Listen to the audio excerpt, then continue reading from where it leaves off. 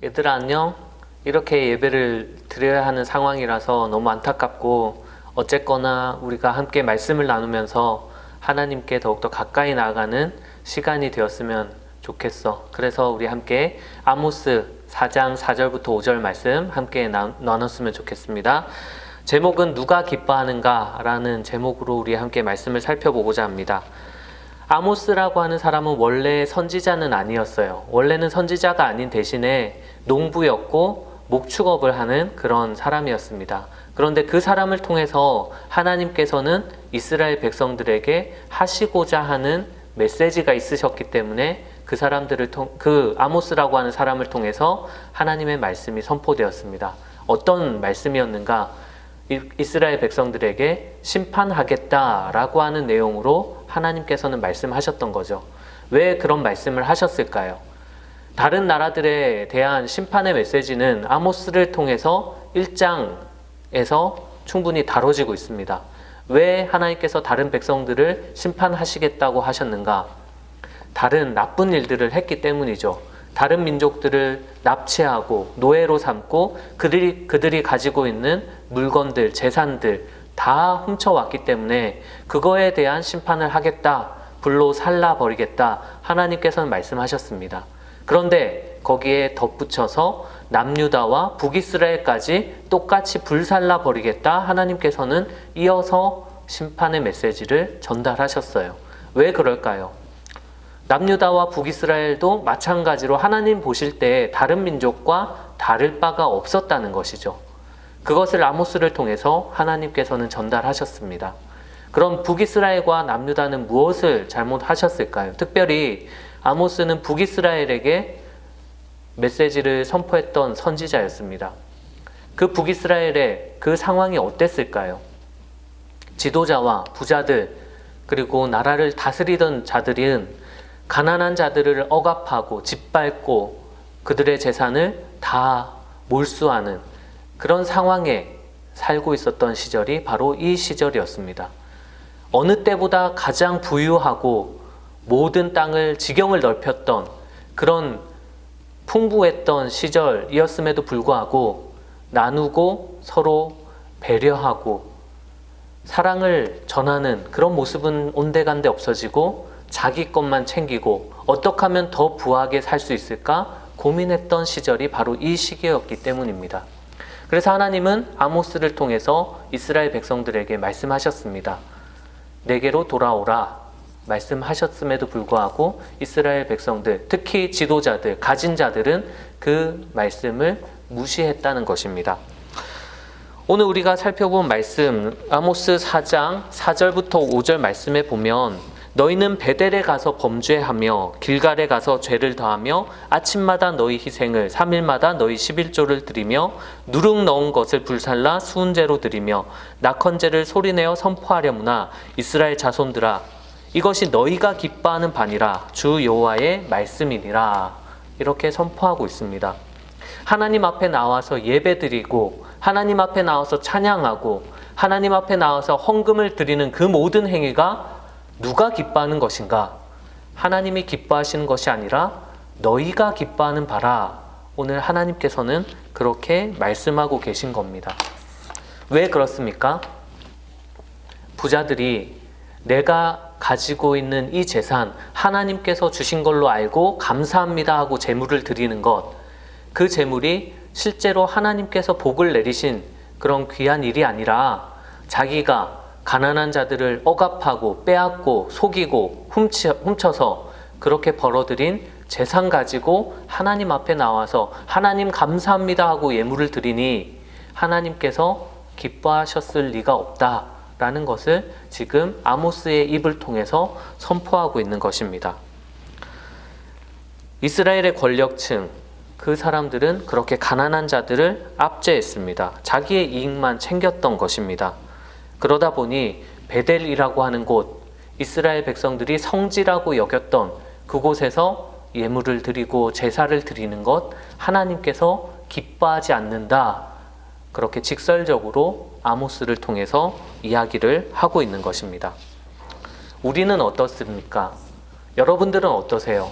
세상에서 살아가면서 여러 가지 편법을 쓰고 더욱더 가지려고 하고 내게 주신 그 모든 것, 내가 남을 속이고 가진 그 모든 것이 하나님께서 주신 것이라고 착각하면서 그렇게 하나님 앞에 예물을 드리고 감사하고 있지는 않습니까? 우리의 모습이 북이스라엘 이 사람들과 똑같다고 하면 우리는 내 자신을 다시 한번 돌아봐야 된다는 것입니다. 아모스에게 하나님께서 말씀을 전달하셨던 것처럼 오늘도 우리에게 성경 말씀을 통하여서 똑같이 말씀하고 계신 것입니다. 하나님께서는 어떻게 해야 살 길이 열리는지 아모스를 통해서 말씀하셨습니다. 5장 4절 말씀에 너희는 나를 찾으라, 여호와를 찾으라, 그렇게 말씀하고 계시죠. 하나님을 어떻게 찾을 수가 있습니까? 예배 자리에 나오면 하나님을 찾는 것일까요? 기도를 더 많이 하면 하나님을 찾는 것입니까? 오늘 성경 말씀을 보면 하나님께서는 그렇게 말씀하고 계시지 않아요. 베델로 가지 말라고 하세요. 제사를 드리지 말라고 하세요.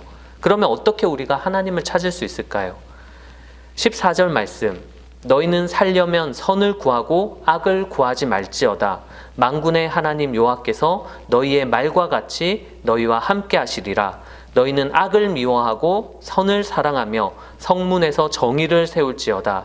만군의 하나님 여호와께서 혹시 요셉의 남은 자를 불쌍히 여기시리라.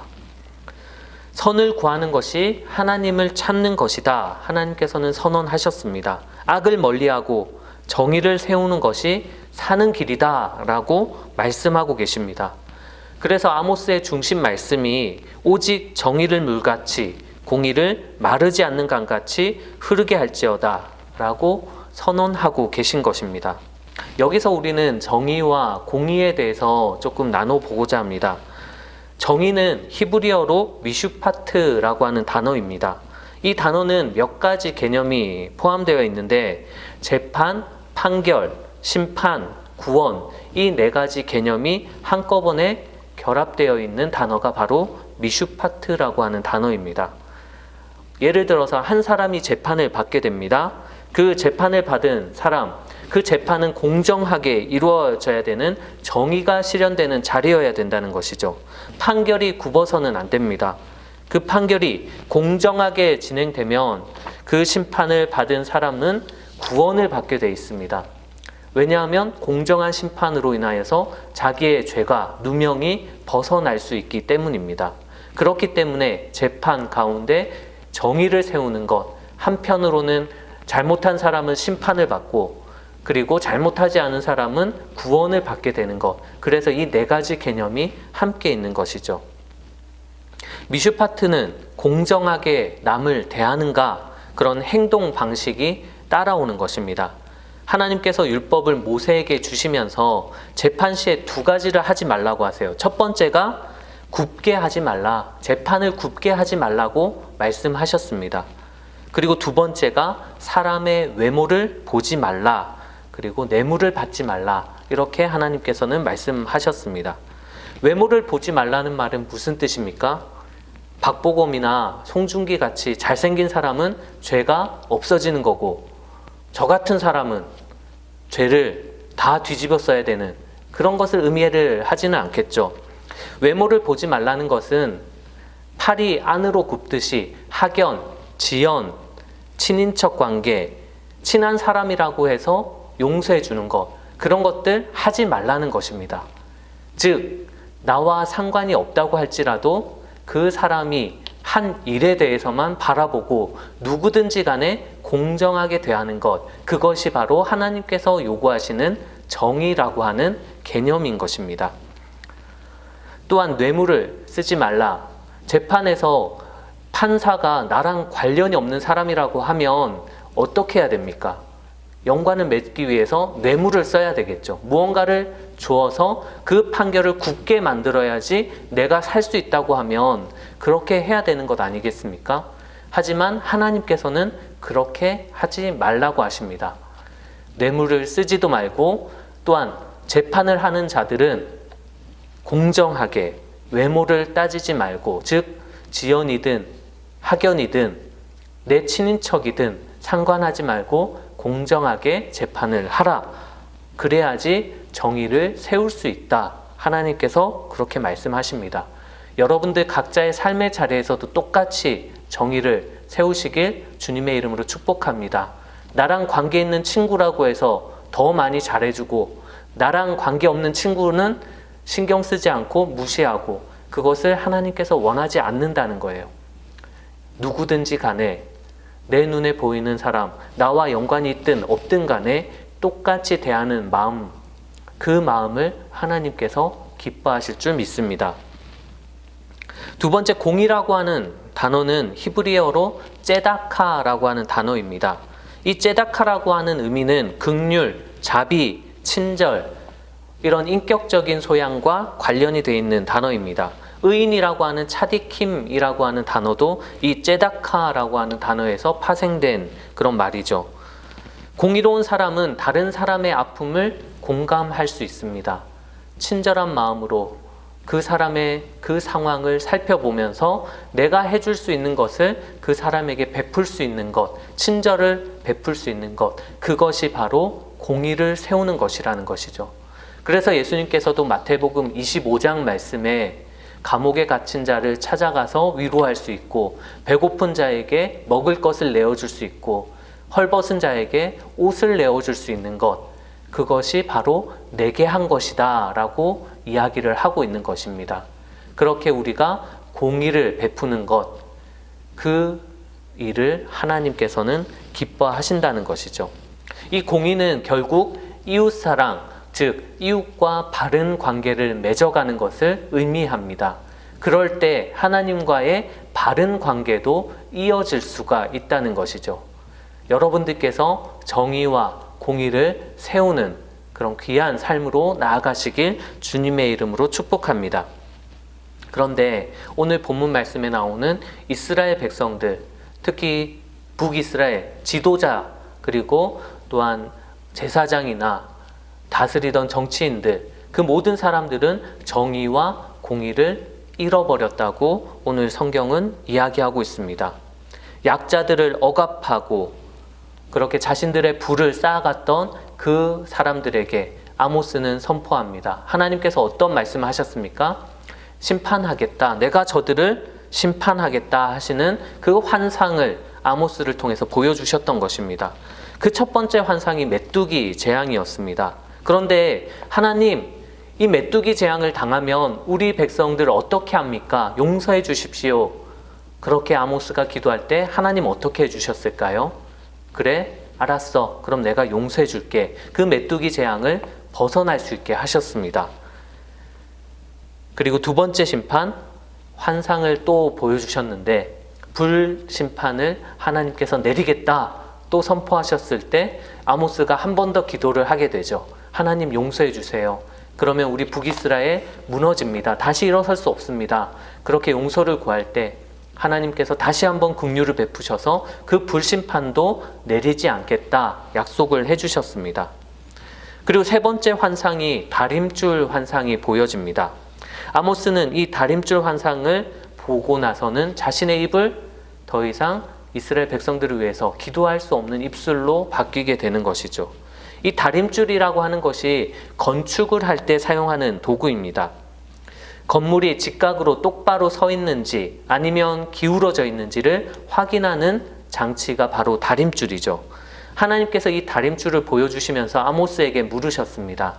아모스야, 네가 무엇이 보이느냐? 아모스가 대답을 하죠. 다림줄이 보입니다. 그래? 어떻게 해야 될까? 그 다림줄을 보고 있으니 북이스라엘이라고 하는 그 건축물이 너무나 뚜렷하게 기울어져 있어서 마치 피사의 사탑같이 기울어져 있었기 때문에 가만히 놔둬도 무너질 수밖에 없는 상황이라는 사실을 아모스 스스로 깨닫게 되는 것이죠. 그러니 더 이상 그 건물을 지탱할 수 없고 결국은 무너지고 다시 세울 수밖에 없는 상황이라는 것을 깨닫게 되어 하나님 앞에 더 이상 용서를 구하는 기도를 드릴 수가 없게 된 것입니다. 하나님께서 선지자를 통해서 회개하라고 부르실 때가 바로 은혜의 시간입니다. 그런데 이스라엘 백성들은 그 시기를 놓치고 말았습니다. 하나님께서 우리에게도 똑같이 말씀하십니다. 내게로 돌아오라. 내게로 돌아오라. 그 말씀을 하실 때가 은혜의 시간이고 하나님 앞에 돌아서기만 하면 다시 구원을 얻을 수 있는 시간이라는 것이죠. 그 시기가 지나가기 전에 여러분들 스스로도 나 자신을 돌아보고 하나님의 말씀이 어떠한가를 살펴보면서 더욱더 하나님께 가까이 나아가는 여러분들의 삶이 되시길 바랍니다.